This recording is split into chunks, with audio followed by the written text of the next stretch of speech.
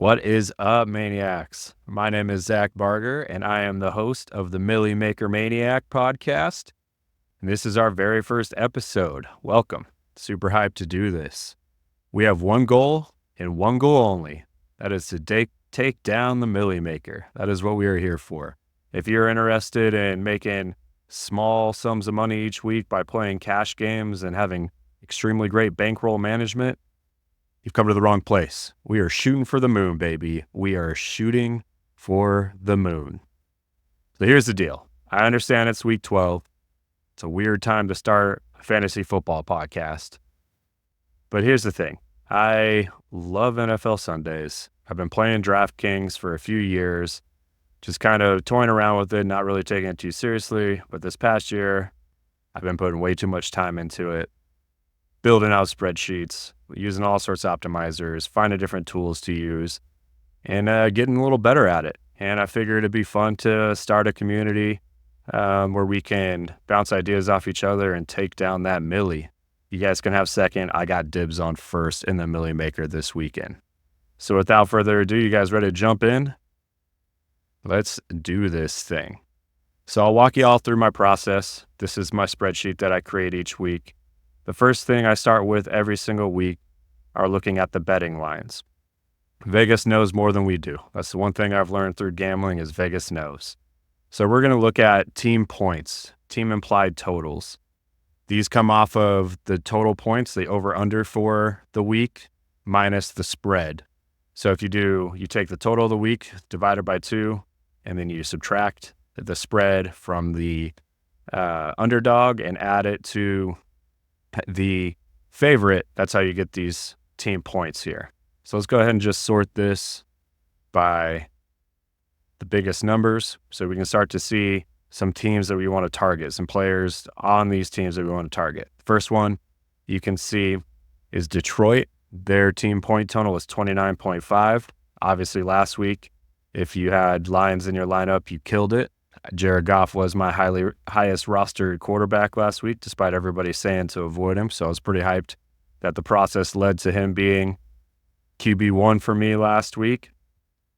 Followed by Detroit, we got the Dolphins at 27.5, as well as Washington at 27.5. There's going to be a lot of Achane this week. He's in all the projections. He's showing up a lot. I do think at some point Tyreek's probably going to bust out. I'll probably keep that to just lineups with Tua, maybe sprinkle him in here and there. Obviously, Jonnu had a big week last week, but we're looking at 4 touchdowns coming out of this game with that line. Same with Washington. Probably a lot of Brian Robinson coming out of that. The Chiefs are at 26.5 here for their team implied total. That is one of their bigger numbers on the year. I think that they have a big week. They're not going to be a huge roster percentage of what they have, but they're playing. Let's see, who are they playing here? Oh, they're playing the Panthers. That's right. The Chiefs have had knockdown, drag-out games all year long. They've been getting everybody's best shot, playing it down to the wire. I think coming off the loss that they're going to be wanting to just show out a little bit. I can see Mahomes actually having a big game this week. It has not been what he's done throughout the year, but they have a big advantage throughout all the different rankings. We'll look at that here in a bit. Houston has a team implied total of 25.5. So these are more core plays there. Having Nico back, he's definitely going to be in play for us this week. Then we have some teams that are hovering around that 23. We'll probably don't want to focus too much on these games, but we'll definitely pluck some players from here. The Seattle and Arizona game is interesting. It's a high total overall, but the team totals aren't that high. They're at 23.5, but I'm definitely interested in those. San Francisco at 23.5, Denver at 23.5, Tampa Bay and Green Bay. Green Bay's at 24.5, and Tampa Bay's at 23.5.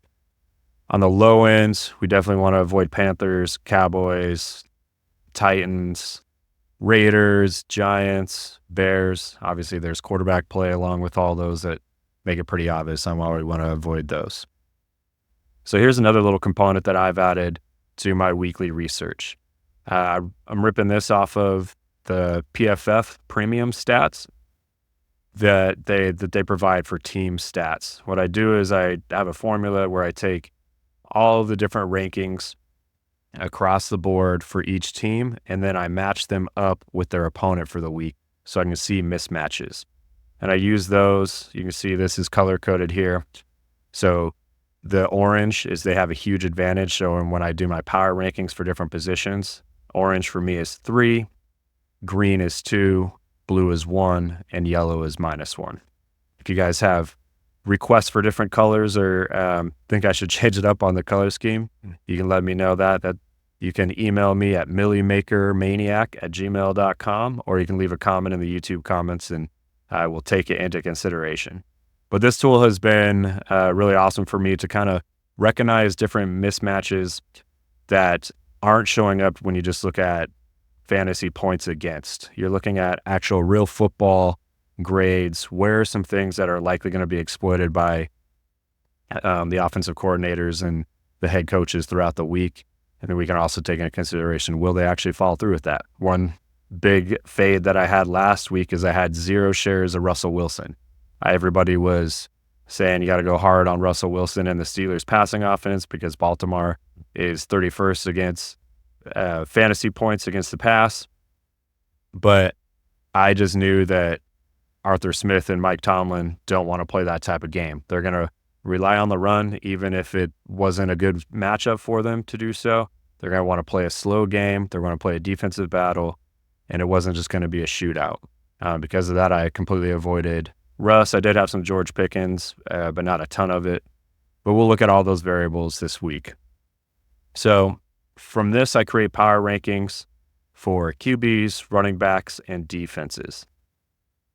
Now, what I found with wide receivers is these don't really give a great indication of who's going to have the best week. So I look at it, but I look more at cornerback receiver matchups when we get to wide receivers. But let's talk about who's got a good outlook for the matchup this week as far as quarterbacks go. Washington, Denver, and KC have our highest ranking. So we got Jalen Daniels, Bo Nix, and Patrick Mahomes. Patrick Mahomes, I think, is going to be not going to be super rostered. He'll have a low roster percentage. Might be something we're interested in there. I think he could have a similar week to Jared Goff last week. I think they're going to kind of have a boat race, but we will see what happens there. So those are the best matchups, solid matchups. We got Detroit, Houston, San Francisco, Arizona, and Seattle. Probably going to be living in that area. And then we got Miami and Tampa Bay that have a slight advantage as well. Running back this week, we have a lot of favorable matchups for running backs. The biggest advantage we're seeing is a 38-point difference, which is one of the biggest point differences I've seen on the ratings throughout doing this over the last 12 weeks. So looking at Brian Robinson, I actually also like Austin Eckler. I'm matching him up in some of my Jaden Daniels lineups is something that I'm definitely interested in doing.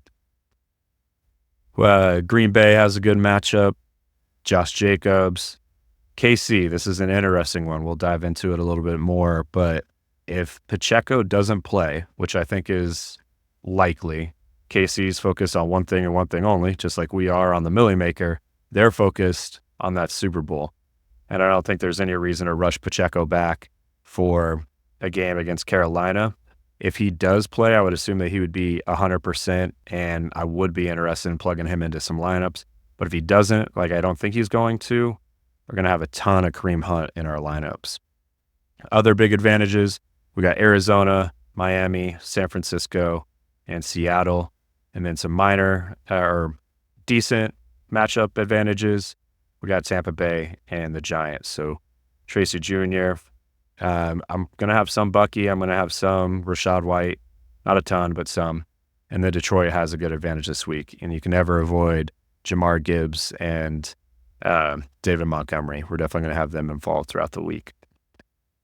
Now, defense. This has been one of the indicators that has given me huge advantages against the field.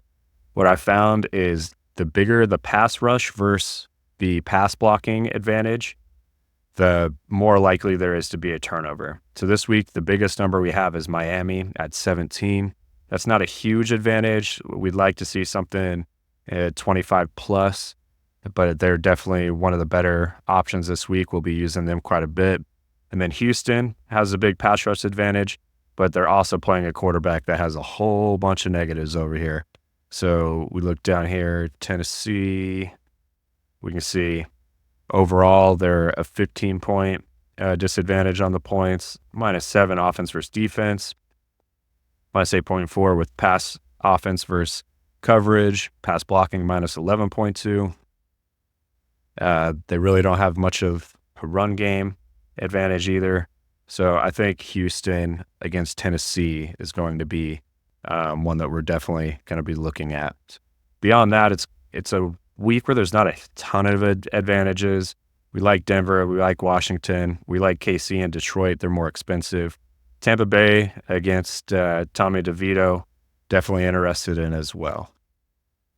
All right, so that's an overlook at the spreadsheet, some basic things where the grading shows us some advantages, but we don't know anything about pricing yet. We don't know anything about player exposure or owner percentages yet. So we got to start using some more tools before we start building lineups. So I use a few different tools. I use 2 different optimizers currently. I'm also going to be playing around with the stochastic Sims builder this week. Just got that added. But I start by going into the simulators, the optimizers, and I go to own percentage. So we can go to that on by position, start to see who's chalk, who is going to be the highest owned players, and do we want to fade them or do we want to beat the field on that ownership percentage? Jaden Daniels is at the top of this list. You got Geno, Patrick Mahomes, Anthony Richardson. Reality is none of these numbers are huge though. So when it comes to quarterbacks, I'm not really trying to fade or beat the field on anybody. We're just going to dive into who we like more. Same with running back. Devon Achane is definitely the highest percentage owned. I bet this number is actually going to be closer to 45% would be my guess. McCaffrey's second, Mixon. Brian Robinson, he's an affordable option. I would expect that number to actually be a little bit higher. Every podcast and every simulator that I'm looking at is saying push Robinson, so that will probably push that number up a little bit. Then you got James Conner, Kenneth Walker, Kareem Hunt. The reality is with running backs, there's a smaller player pool, so we just got to be aware of that, and we don't have to try to be too different from the field on that. Wide receiver, there's a lot of different options there. At the top, we actually have Cortland Sutton as far as ownership percentage goes, followed with Jacoby Myers, Jawan Jennings, Amon St. Brown, Jackson Smith and Jigba, Justin Jefferson, Calvin Ridley, Nico. There's nobody here that has a huge percentage, though, so we don't really need to fade anybody. I'll definitely have some Cortland Sutton. Jacoby Myers we'll talk about a little bit more, but I actually will be below the field on him. Tight ends, Travis Kelce's at the top, followed by Zach Ertz. Hunter Henry, he's definitely somebody we like this week. He's at 4,000, been a target machine. At some point, he's going to get one of those 2 touchdown games that he tends to have once a year. We want to make sure that we're around for that one to get that big boost on our way to the Milly, baby. All right. And the stone cold lock of the week for me is Luke Schoonmaker. He's going to be the tight end 1 this week for the Cowboys. In weeks that he started, he's been averaging 10 plus targets. We want some of that for the stone cold min of 2,500. We will be all over that. I like to run the optimizers by just taking out a few players before I make any adjustments to it and see who they're pushing out, who they're saying are the top players. So on the Fantasy Pros optimizer, when I did that, I didn't make any adjustments to it. I just took out some backup quarterbacks so it could run the Sims and see who comes out.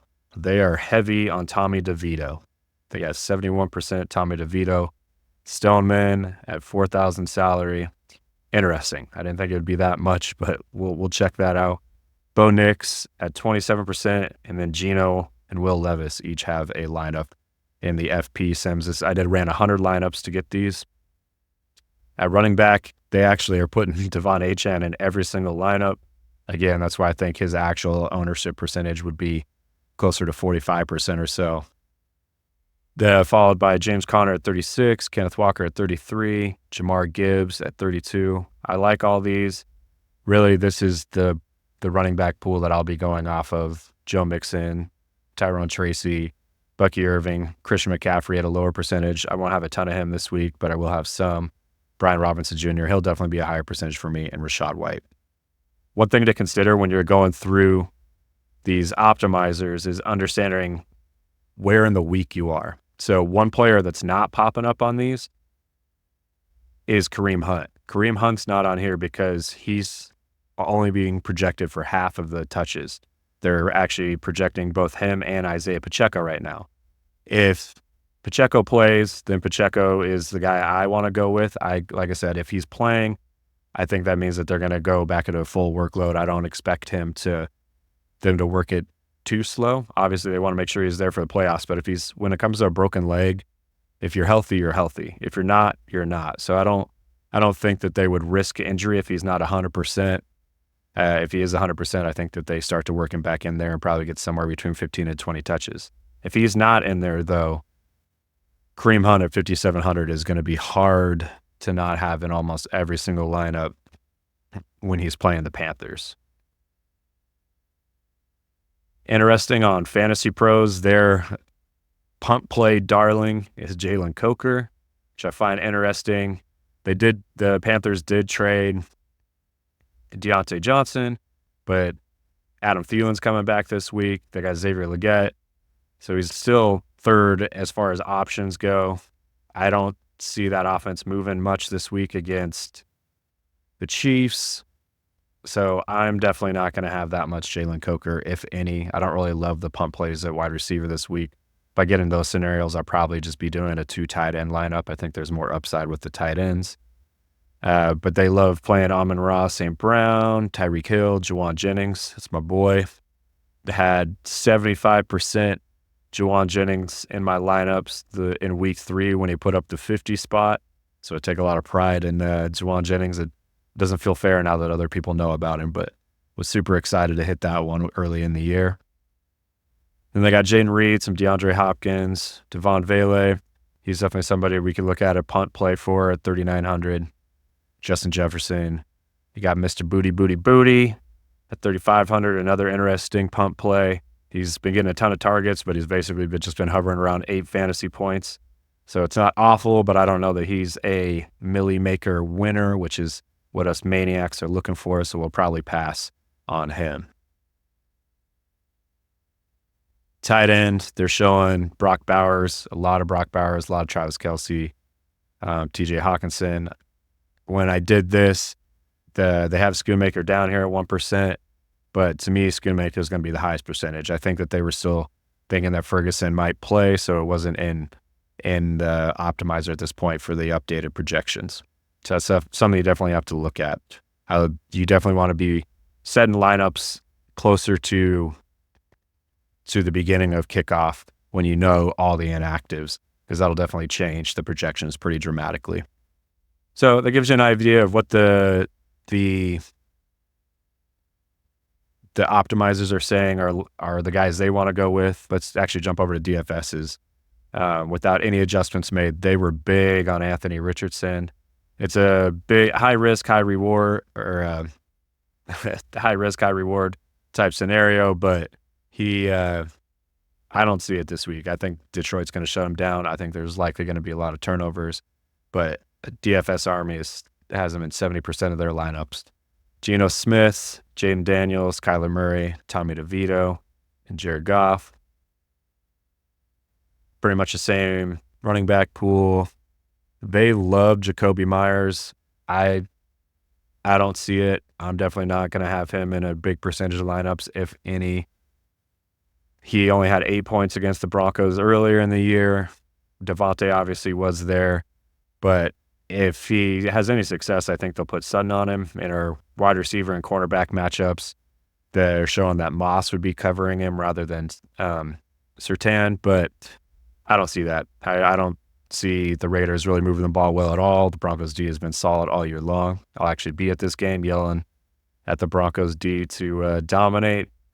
So I'm not going to have a lot of Jacoby Myers. This is one where the optimizers work off of volume.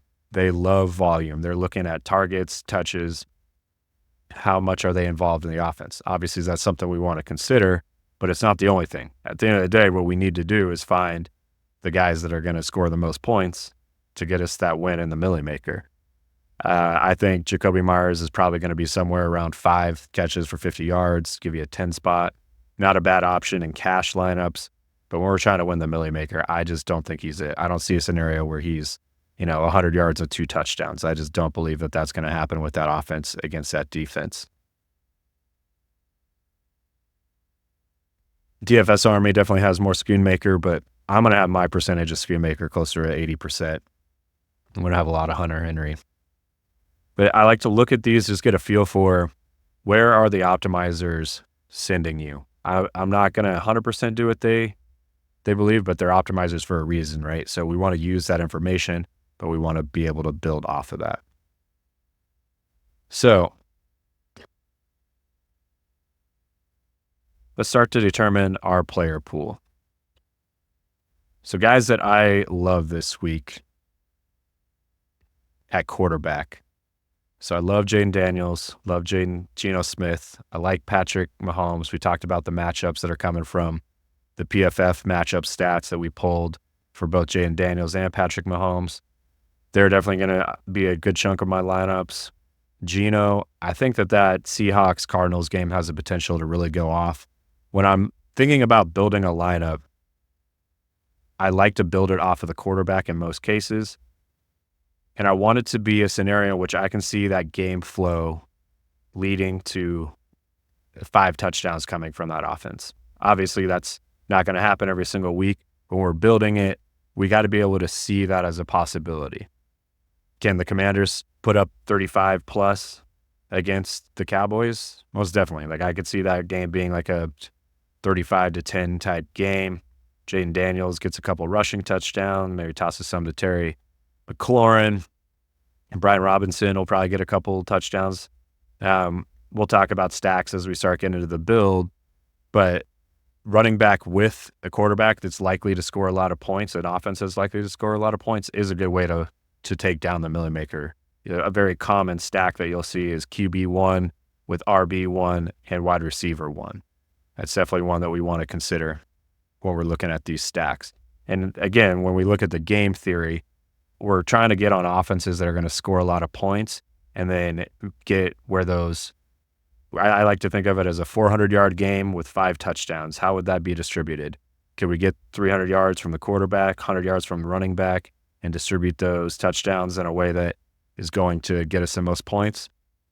In our game theory that we're pursuing, if so, that's somebody that we want to put it in the Milly Maker. Again, we are playing big tournaments here. We have to put together lineups that have huge upside. When we do that, we're going to have some polarized lineups, right? We're going to have some that completely miss just because our game theory was off, but we're also going to have some high ceiling plays. So when we're looking at these projections, I like to work off of the ceiling projection and make sure I put these optimizers into tournament mode and go off the ceiling projection. When we look at quarterbacks, I went back and looked at who's had boom games this year. So games over 25K or 25,000, over 25 points in DraftKings points. Baker's had 5 of those. Jaden Daniels had 4. Kyler Murray's had 4. Goff's had 3, which is interesting. Goff is definitely one of those guys that's very, very polarized. They have a really good offense. They tend to dominate games. One thing I love is Dan Campbell's going to continue to push no matter how big their lead is. So some weeks, Montgomery and Gibbs are going to get 4 touchdowns and Goff's going to have none. Obviously, those are going to be duds for us, but there's going to be weeks like last week where we can have that mega stack with the Lions and dominate, where we can include a running back. We can get both the receivers in there. So Goff is definitely somebody that I want to consider, even though he hasn't had a ton of these games. When he has them, they're big. Brock Purdy's had 3 25-plus point games. Jordan Love's had 2. Bo Nix had 2. Geno's had 2. I think Geno's looking to pop soon. I think it's very well could be this week. He's had a lot of volume, but just hasn't had that many touchdowns yet. I think this might be the week that he breaks through and has one of those 30-plus point games. Patrick Mahomes has had 0, so that's one that all of the matchups look really good this week, but he just hasn't done it this year. And I think a lot of that is because their defense has been really solid. They've played complementary football. This week, though, I see a scenario in which they're just going to take out some frustration on Carolina, where they're just going to show, hey, we still got it. I'm still Patrick Mahomes. He's still Travis Kelce. We're going to dominate. I can see DeAndre Hopkins having a big week. I like Xavier Worthy as somebody that could pop off as well. He could be one of those guys that's got 4 catches for 140 yards and 2 tutties. So that's definitely one that I'm looking at. Even though Mahomes hasn't done it this year, we all know he has a history of doing that. And they just haven't had any good matchups this year. They've been in tough games all year long. They've been slower paced games. This week, I think they're going to open it up a little bit against a bad defense, and I think it's going to be a rout. I could see a 35-3 type game where they just get after it and dominate. So those are the guys that are boomed. Definitely going to have plenty of Baker this week. Going to have plenty of Jaden. Kyler Murray, I think, is somebody that he's my favorite quarterback of the week. I think that Seahawks and Cardinals game is going to be fun. I'll have plenty of Murray and Geno stacks. I also love how cheap Marvin Harrison is this week, so we'll look at that. So that's where I'm going with quarterbacks. My biggest quarterback for the week, I'm planning on having it be Kyler Murray, followed by Geno. And these guys I'm going to do out of 50 lineups. And I'm working on building. I'm going to go 8 with Kyler, 6 with Geno, 6 with Goff, 6 with Daniels, 6 with Mahomes, and 6 with Mayfield. Also going to toss in some Bo Nix. He's been really solid. He hasn't had a huge boom game yet. This could be the week, though. Anytime it's a division rivalry game, though, those tend to be a little tough. So we'll see how that one plays out. I could see him having a boom game, but I could also see it be a more of a drawn-out game. So we'll get some stacks in there with him and Vele, him and Sutton. He has plenty of running upside, too, so you can do single or double stacks with him and it still be solid. DeVito's an interesting one. So he is the stone min. And when we're looking at building these, we want to make sure that there's a route for that player to 5x their salary. Is that possible? If not, that's not really somebody we want to be playing when it comes to these GPP tournaments. It's not a way that we're going to take down the Milly, is playing safe plays that have a low floor, but also a low or have a high floor, but a low ceiling. DeVito's interesting. In the 5 games that he started last year, he averaged right around 40 yards rushing per game. His points per game were 14. So that's 3x right there. He did have one game where he went 22 points. I think a lot of people are saying that the Giants are just doing this because they're tanking. I don't really believe in that because I think that he's coaching for his job right now. I think that they believe DeVito gives them the best chance to win. I think that they think with Drew Lock, they pretty much just have a different version of Daniel Jones, same guy, which I don't disagree with as a Broncos fan. But I think DeVito could be exciting. That game I'm kind of interested in with Tampa Bay versus the Giants. And it's fun to build a lineup with DeVito in it because you don't necessarily have to correlate anybody to it. Like you could just do a naked lineup where you don't stack him with anybody. And then you can go crazy with spinning up at wide receiver, spinning up at running back. So it's interesting. They're fun lineups to build. They sim out pretty well right now. Yeah, because I mean, even if DeVito does have a 12 spot, it doesn't necessarily kill your lineup if there's not a quarterback that goes nuts. But we'll see. So definitely interested in some DeVito. Pretty normal. Most weeks I like him. This week in Green Bay, it's going to be a little colder. He seems to be banged up with some sort of shoulder injury. I think he'll play, but I'll have a few lineups, but not a ton.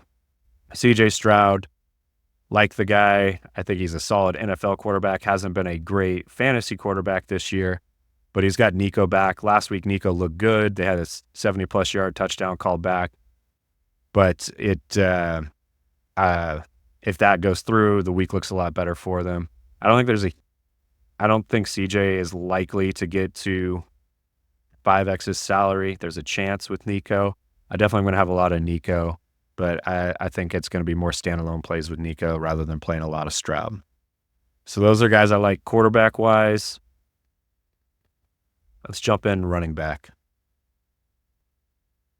Let's see. So Achan, everything says he should have a good week. The matchup points look great. Yeah, he's going to be highly rostered. It's hard to avoid him. I'm going back and forth on whether or not I want to have leverage against the ownership percentage this week. Do I really want to have less than the field on HN? Do I want to be at the same, or do I want to have more? I'll probably be right around the same number as the field. I like him. He's definitely a guy that could have a huge ceiling game.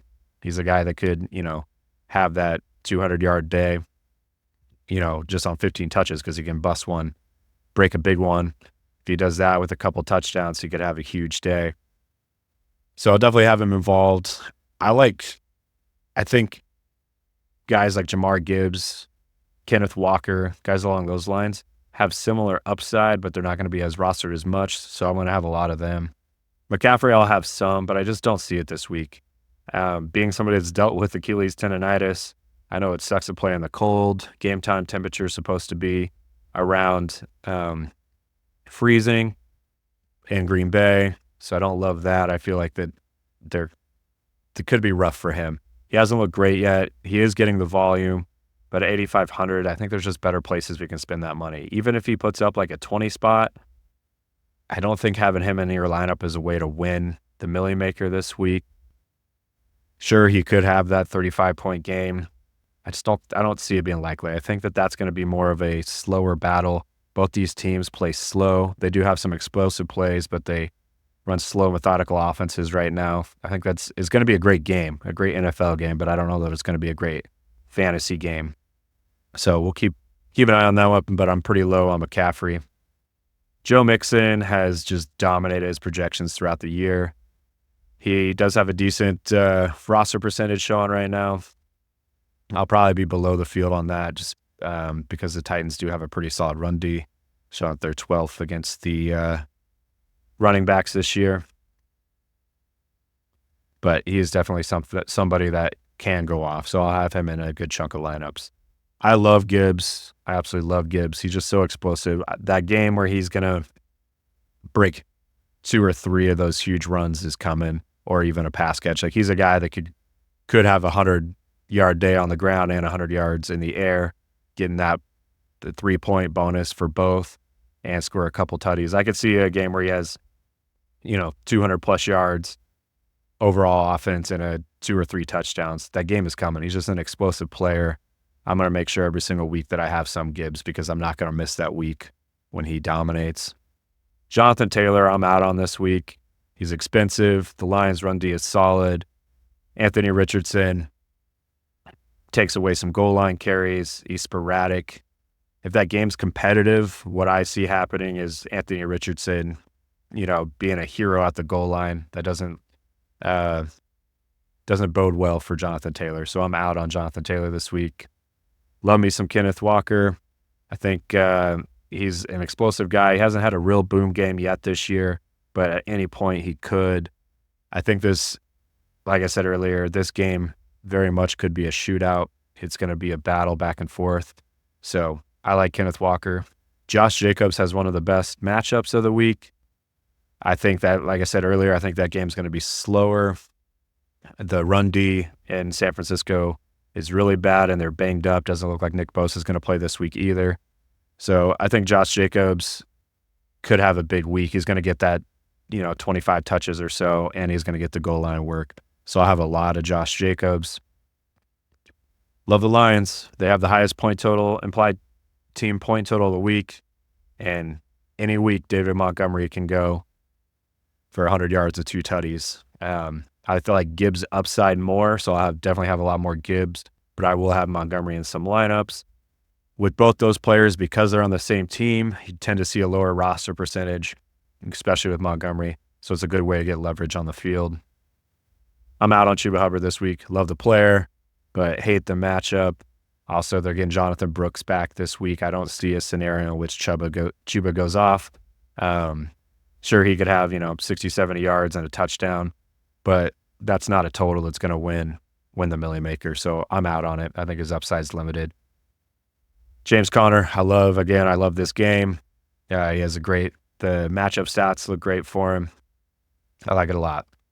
Aaron Jones, I'm out on. I think that's going to be an ugly game in Chicago.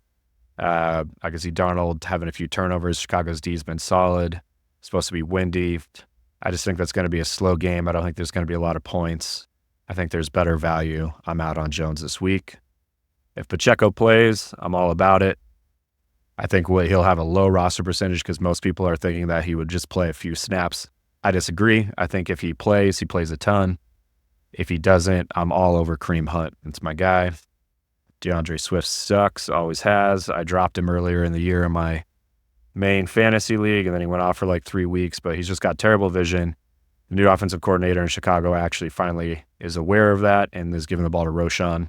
I want no DeAndre Swift. I am out. Tyrone Tracy Jr., I'm in. I think they're going to want to run the ball to help DeVito out. He's been solid. He's also coming off a game where he fumbled to lose it, and I think he's just going to be motivated to go out and dominate. I think they're going to feed him the ball like crazy too, see what they have, see if he's the running back of the future. Mato Ramondre, solid running back, but I don't see a scenario in which he can get that 100 yards and 2 touchdowns. Drake, they were a better offense with Drake May in there, but I just don't see it.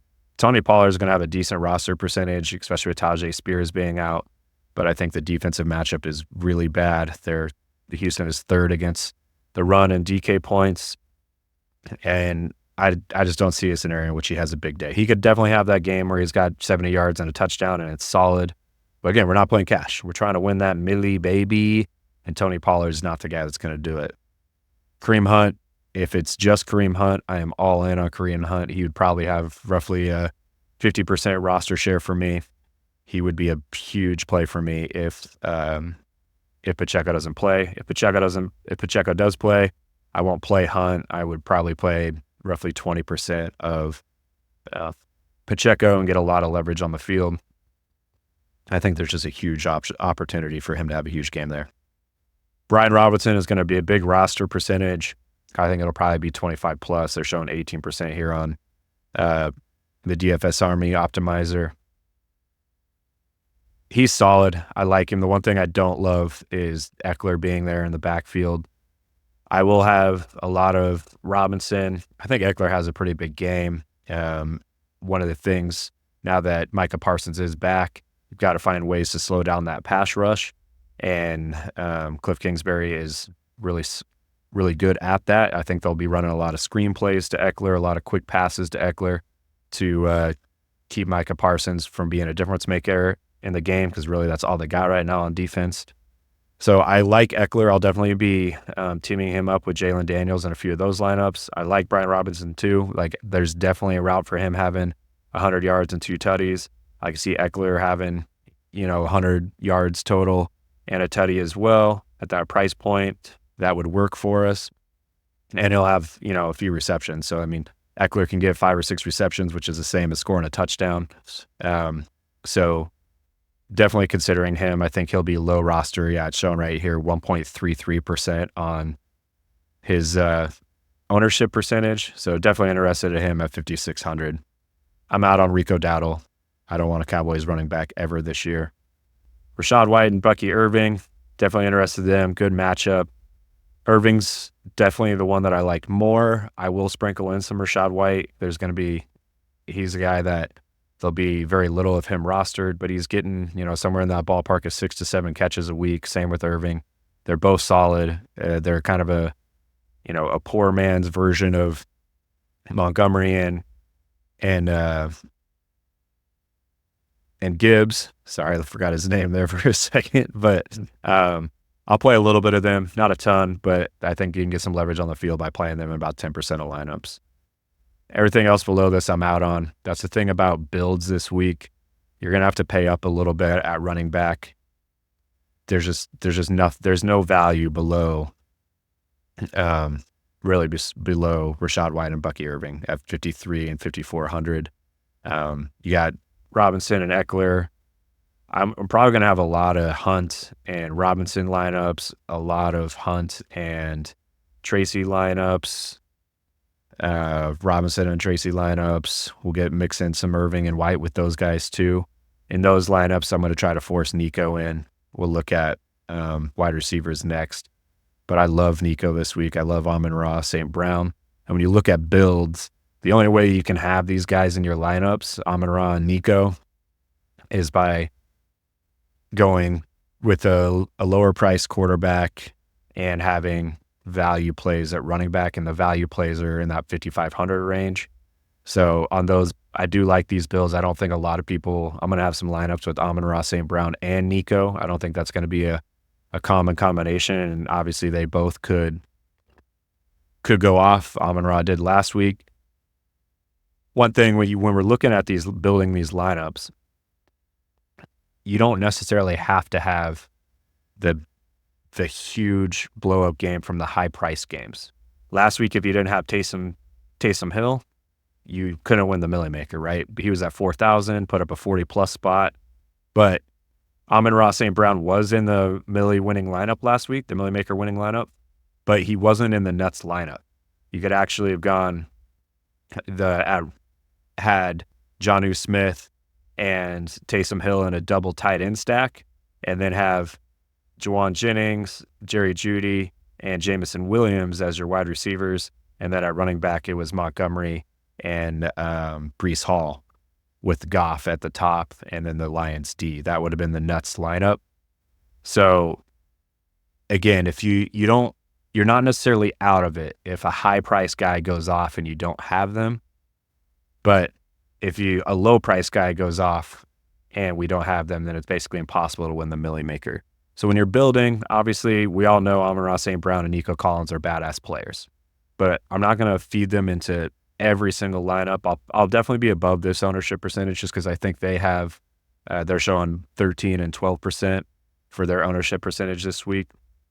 I'll be more than that. I think Nico and Amon-Ra St. Brown both could be slate breakers, that they could easily both put up a 35-plus spot like Amon-Ra did last week. He's going to have that 200-yard, 2 or 3 touchdown game at some point. He is just better than everybody else. So I want to be around for that. And he's CJ Stroud's guy now without Stephon Diggs there.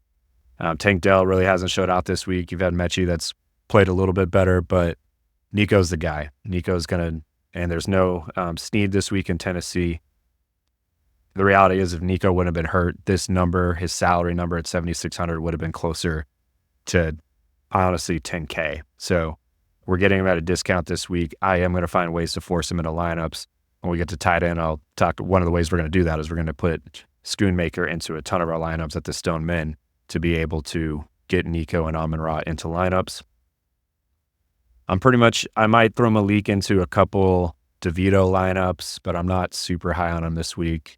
The Giants suck, so I think it's unlikely that he has a huge game. He obviously is going to get a lot of volume, but at that price, I think there's just better options. I'm going to pay up $200 more for Nico or $900 more for Amon-Ra St. Brown.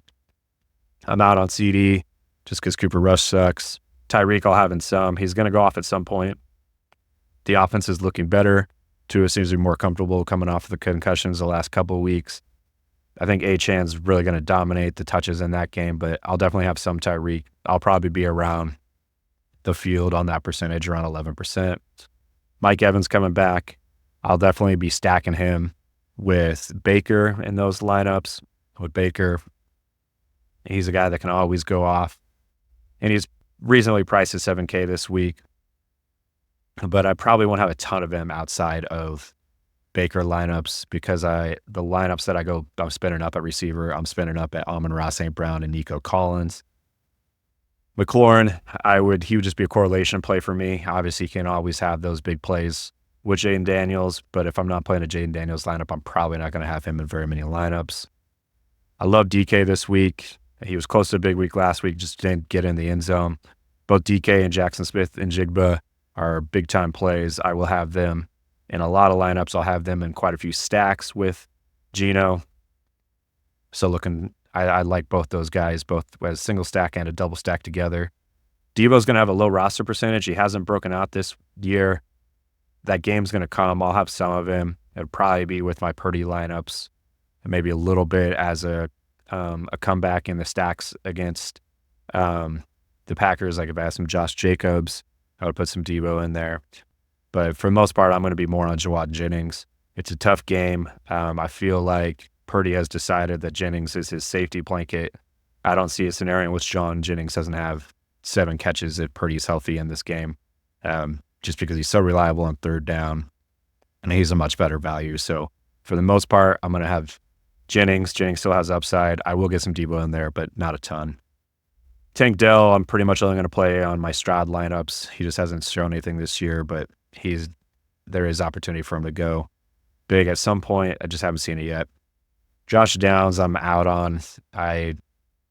Anthony Richardson is just such a boom bust player.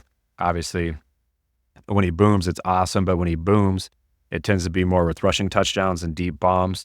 Those deep bombs are going more to Alec Pierce and Adonai Mitchell, actually, but Alec Pierce has been the one that's got the deep bombs more than anybody. I don't really see Josh Downs with a huge game. Like, he could score a touchdown, have 5 to 6 catches for sure, but I just don't see him being a lineup winner, so I'm out on him this week. Marvin Harrison Jr. at 6,100. I love this number. He is definitely a guy that could have 100 yards and 2 tutties and get us around the 5x of that number. I'm all over that. I love me some Jameson Williams. I want as much Lions as I can get. He's at 6,000. So in lineups that I'm not, I'll definitely stack him with Amon-Ra in some lineups. But I definitely love having him with Goff, but I'll have him as a good value play as well. This is really where I'm going to be living this week. Just Jackson Smith and Jigba, Harrison Jr., Jameson Williams. I like Jaden Reed. He's due for a big game. A little bit tougher matchup, but I think he could go off. Sutton, I like Nixon Sutton this week. He's been solid. He's had some boom games as well. Calvin Ridley is definitely boom bust, so we'll have him in some lineups. He could kill some lineups, so I don't want to have him in too many, but if he goes off, we definitely want to have him. The defensive matchup isn't great, so I would probably be pretty close to that 12. Everything in my spreadsheet when it comes to matchups says to avoid Ridley, but he's just such an explosive player that I'm not going to avoid him completely, but definitely have less of him.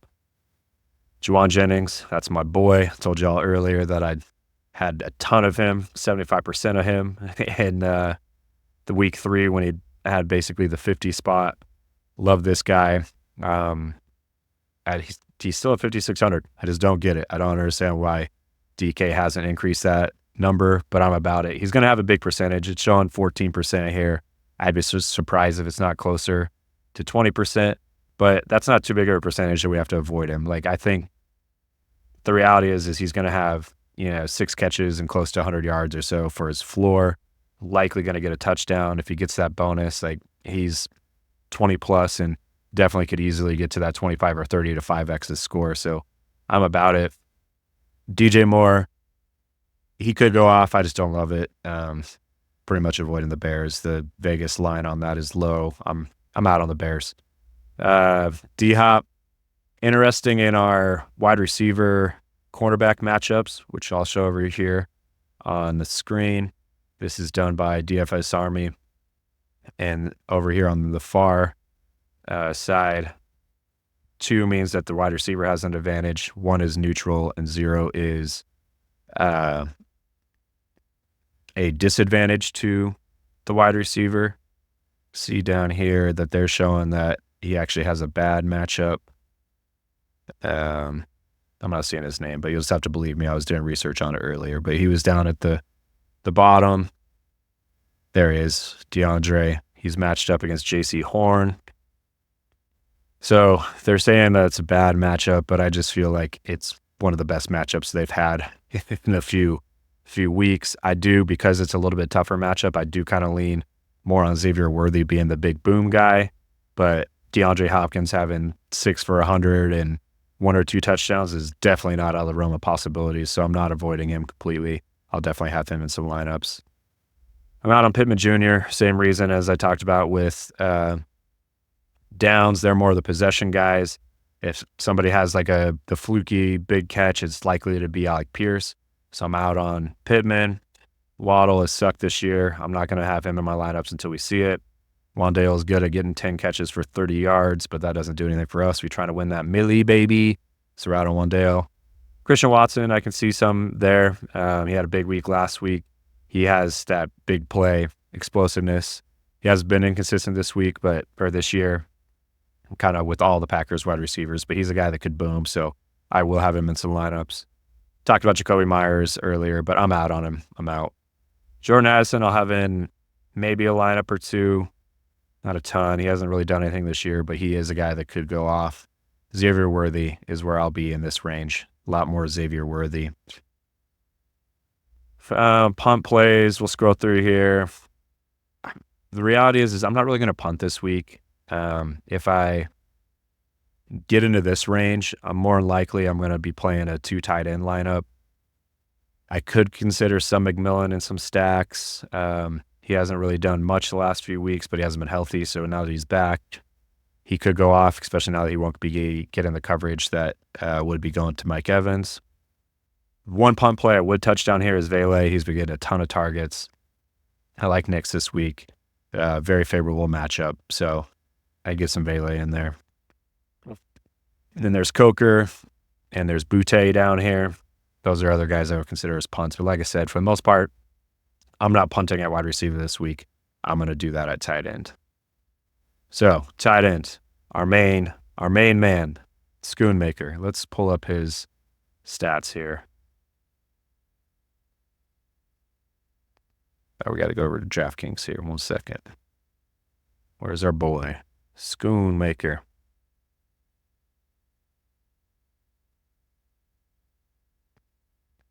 Last week, 10 targets, 6 receptions, 56 yards. That's 4x our 11.6, almost, it's 4.5x our salary there. We're there all day for that. And that was when Ferguson started the game. The other start that he had was down here against New Orleans when Ferguson was out with the knee injury. He had 6 targets, 6 receptions for 43 at 10.3. That's 4x our salary. I think what is likely to happen is that Washington will have a big lead in this game and they're going to keep the pedal on the gas. And I can see Cooper Rush just dumping it down to Luke Schooner as prevent defense gets put into play. And he could, get those garbage time, 10 to 12 targets and end up with somewhere around 80 yards. And if he gets in the end zone, then we have a huge boom player. So I got burned last week on Davis Allen. I don't see getting burned with Schoonmaker this week. I'm probably going to have him in almost 90% of my lineups. I just don't see, or he's not 4 or 5x his salary, and that gives us so much more flexibility when it comes to our builds. So we could do some, once we have him on our lineups, then we can look at doing some double tight end stacks or 3 running back stacks. We can get some of our stud wide receivers in there with Amon-Ra and Nico. So it gives us a lot more flexibility, especially with defense this week. There's not a ton of super cheap options that we like. So I really like the option of going with Schoonmaker. Like I said, he's going to be in 90% of my lineups this week.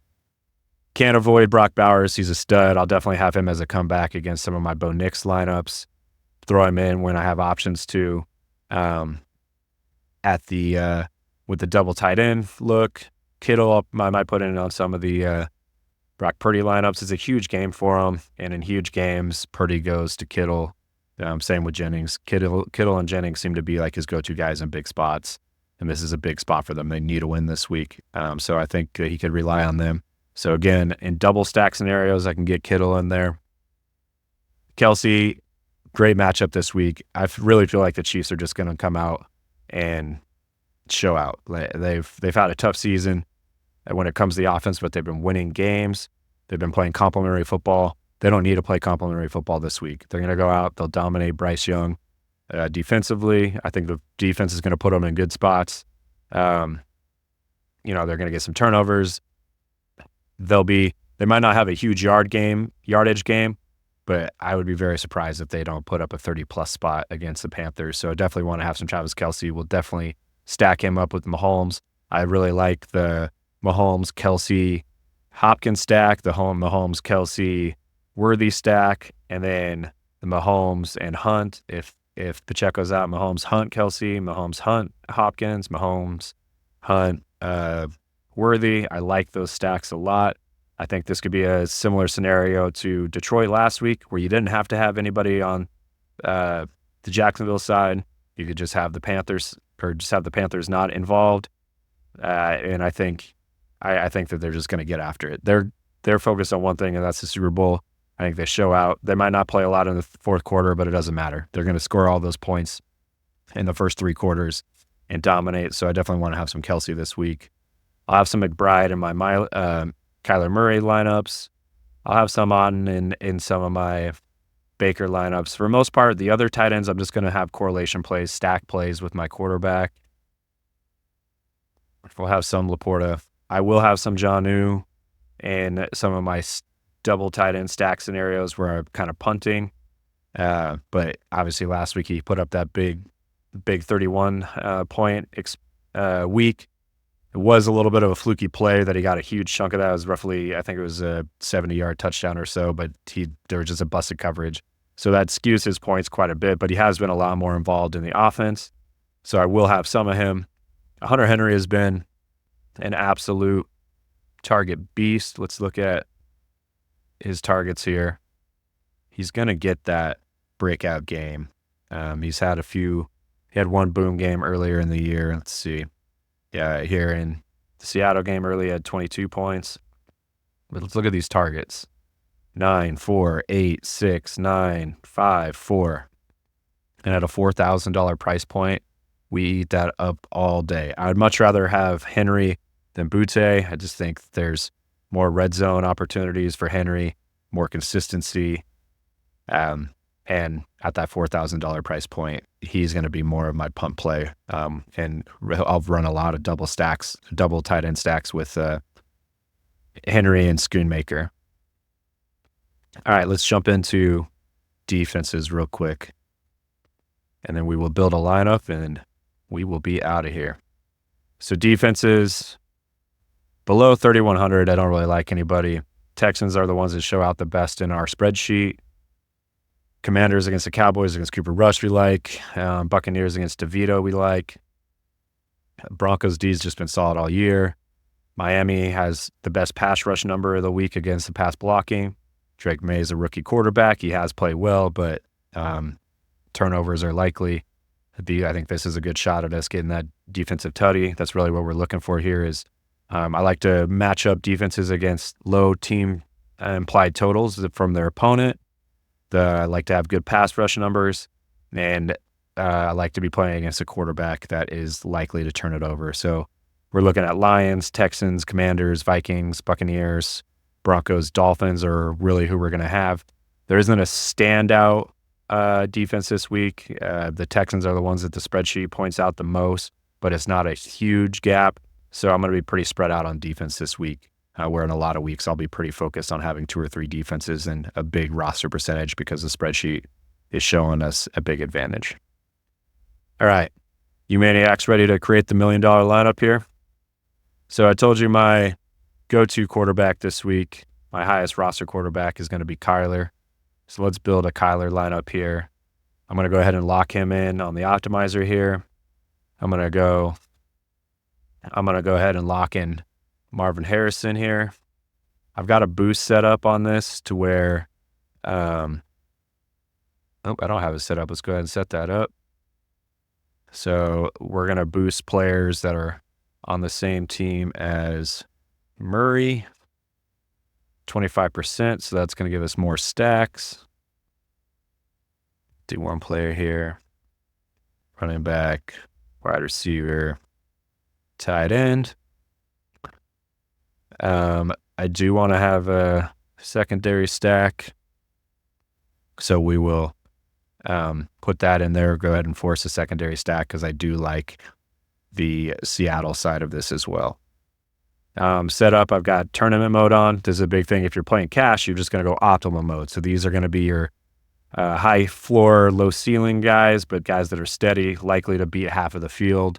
Tournament mode, we're going off of that ceiling projection. I like to have 2 unique players so I don't have 30 of the same lineup with just one player different or a different defense, things along those lines. I don't mind having one player against my defense. Whoops. So we'll put that in there. And I like to throw a little bit of randomization in there. So I'll do 25% there. So these are the settings that I put in. The lock that I'm going to have it locked with Marvin Harrison. So we're going to build 100 lineups here and see which ones we like, and we'll build off of there. While this is loading, if you guys like what you heard, go ahead and subscribe. We're going to have this on YouTube. Obviously, that's probably where you're watching this, but we'll also put it on all the podcast platforms as well. This is more for me to just have a good time talking about fantasy football and to not annoy my girlfriend with me telling her about fantasy football when she doesn't give a shit. So if you guys are interested, please subscribe. Appreciate y'all listening in. If we get up to double digits in listens and views this week, that'll basically be the same for me as winning the Milly Maker. If you guys have any questions or comments that you want to have me address, you can leave a comment here on the YouTube page, or you can email me at millymakermaniac@gmail.com. That's Milly with a Y, Milly, millymakermaniac@gmail.com. All right. So our optimizer is done here. We have this top lineup. So it's actually projecting, it's showing the ceiling projections, but at 274, that's definitely a lineup that can win. When we're talking about 5X, we're starting about 50K in our salary. So if we get a lineup that goes to 250, that should put us in contention to win the Milly Maker. So this one's projecting out on the ceiling at 275. I like it a lot. So we got Kyler, Brian Robinson Jr., Devon Achane, Marvin Harrison Jr., Juwan Jennings, that's my boy. We got Vele in there. We got Schoonmaker, and we got McCaffrey and Commanders D. I like this a lot. I think I might swap out McCaffrey here. Yeah, let's swap out McCaffrey here. I want to get Nico into this lineup. So we're just going to build this on DraftKings here. I like the base of this, but I want you guys to watch me build this Milly Maker lineup this week that's going to take it down. And I just don't think McCaffrey's in it. I'll have him in some lineups, but today is not the day. So let's go over here to DraftKings. Let's build out what we have here. So we got Murray at running back. We had Brian Robinson and Devon Achane. That'll pretty much be chalk, but I think there's a good chance that they are 1-2 at running back this week. So we will leave it there. Wide receiver, we had Marvin Harrison Jr. We had our boy Juwan Jennings. Love that dude. Put up another 50 spot for us, my guy. Let's win that Milly. At tight end, we already know who it is. It's Schoonmaker all day, every day. That is our 5X lock of the week. I'm seeing a 20 spot from Schoonmaker. He's going to make us a lot of money this week. Schoonmaker is our boy. Another little fun fact, Schoonmaker was a second-round pick, so it's not like he was just some bum. He was a high draft pick, got beat out by Ferguson, but he is of good pedigree as well. Okay, who was we had Vele in there, but let's see. I want to go ahead and get Nico in here, and then we can see what we can do in the flex. Give me some Nico. There we go. We got 5,400. Man, that gives us a lot of options. Let's see. We got D-Hop, Rashad White, Bucky Irving.